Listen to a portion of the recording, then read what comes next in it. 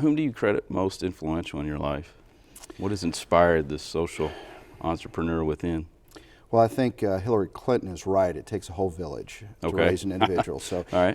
There have been, hundreds and hundreds of folks that have had influence. But I would like to focus on a couple. Just rattle off a few. Give me more than one. Well, certainly my parents. Right. That's the basics. My father was a very renowned theologian, a great minister, a wonderful preacher, and so really? I think I gained a sense of the prophetic that we're called in life to try to do something that actually changes the world. Okay. And so I think that calling was important from my mother. I got the foster family side of sort of tenaciousness and willfulness to make sure that things are done the right way. I mean, my mother taught me always to try to figure out what the right thing to do is in a situation, and then have the courage to do it.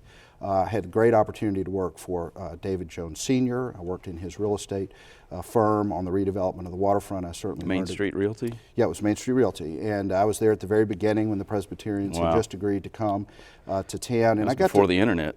That's right, long before the internet. Yeah, Al Gore hadn't even thought about it. Yeah, at that exactly. point. But from Mr. Jones, I was able to see how you could have a vision and a clarity and a bullishness that could propel things. I mean, I think that's one of his great gifts. The other thing I learned from him in his whole career, if you would imagine a basketball court, he would step at a place where everyone would say, "Oh, that's out of bounds." And then when they looked more carefully at the line, in fact, the line had moved. And I think that his career was a great way. And that was, through what I've done, I've stepped out of bounds many times. I always felt like the line was in a different place than others did. His son, David Jones Jr., is my closest friend, and I have learned from in a peer-to-peer relationship a tremendous amount from him. And so he's been a great colleague as I've struggled along in this entrepreneurship. He has a bright future ahead of him as well, exactly. running humanity. And his investment in through Chrysalis Ventures into for-profit ventures has also been yet another millstone that I grind my ideas.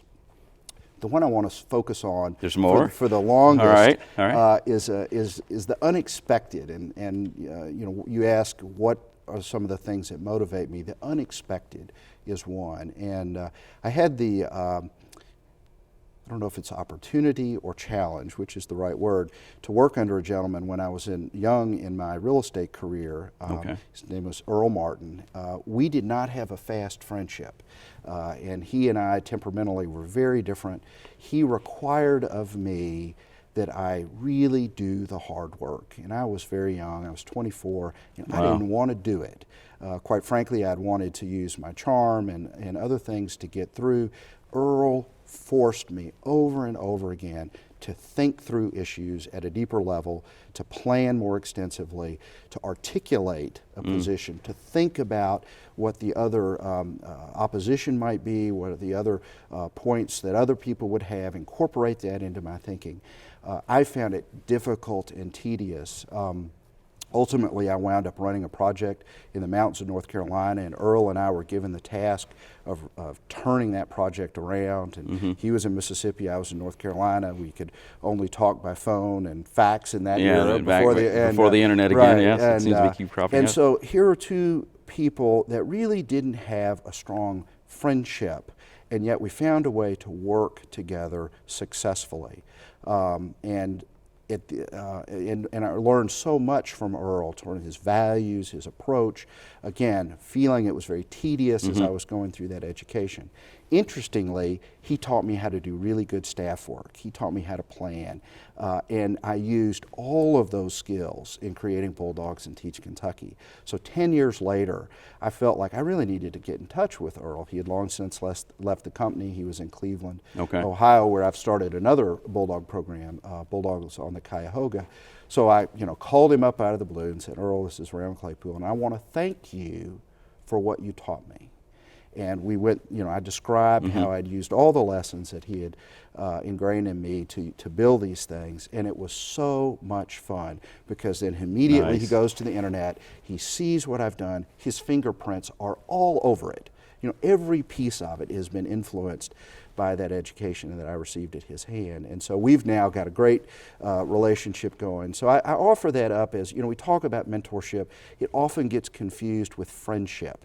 And it is not. Well, the common answer is parents, we found on this show. Right. Are most influential, so it's pretty eclectic.